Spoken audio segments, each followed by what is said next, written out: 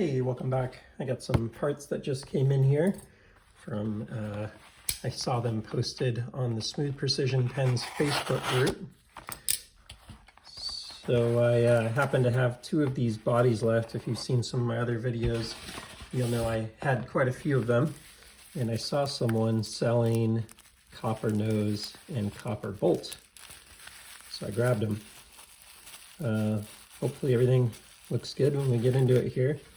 So we need to cut this open. I always like to try not to waste these materials if I can reuse them. Because who wants to pay a bunch of money for shipping materials and or waste and pollute our planet?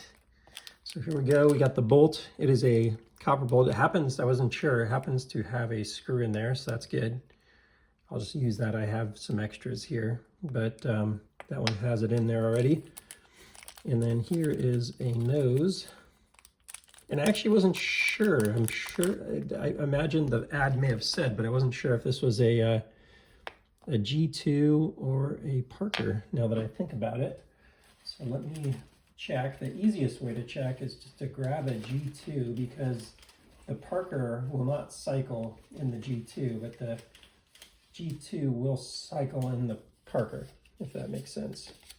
So if you grab the G2, sorry, Pilot G2, now I'm confused,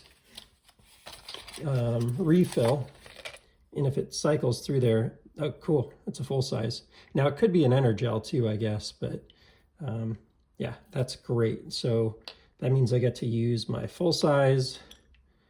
And what do we need? We need a spring too. I forgot to grab a spring. Let me go into my little kit of stuff here. This is my Smooth Precision Pens gear kit. Oh, and then did the nose. Yep, the nose does already have a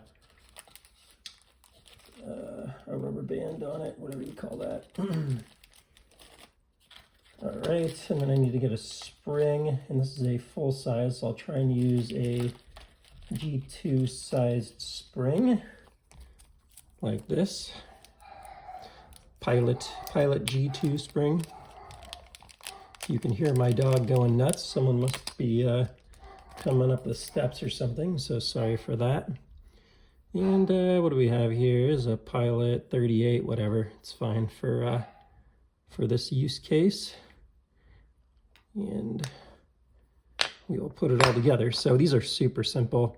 All you got to do is drop this into here and drop that into there. And I got my trusty tool right here. Extend it out pretty far because it's a full-size variant.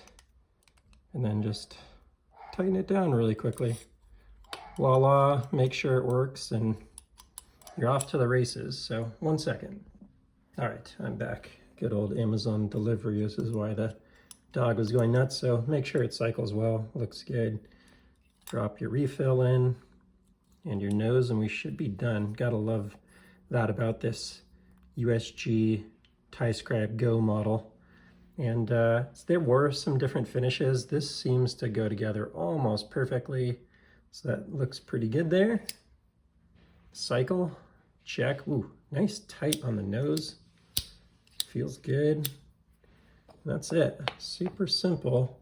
Now we could use the Parker size body on that also, especially if I felt like there was like a much better fit. But this body actually matches this nose a little better. You can see this one's like a little darker.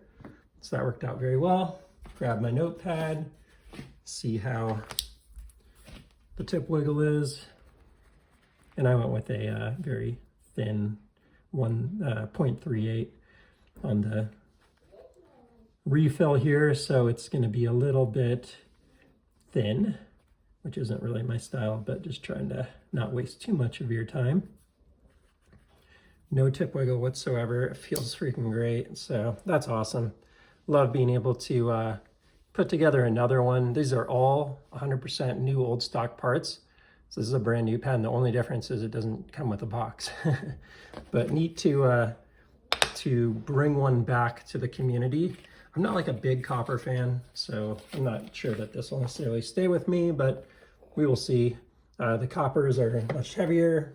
They do have a little bit of a smell to them, like a penny.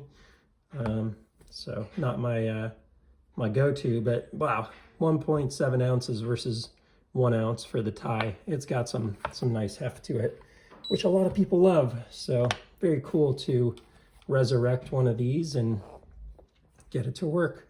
No surprises there. Forgot about the spring, was the one thing that I had forgotten to prepare, but aside from that, looks really good. Good stuff. If you enjoyed the content, please feel free to like and subscribe, and I'll see you on the next one. Take care.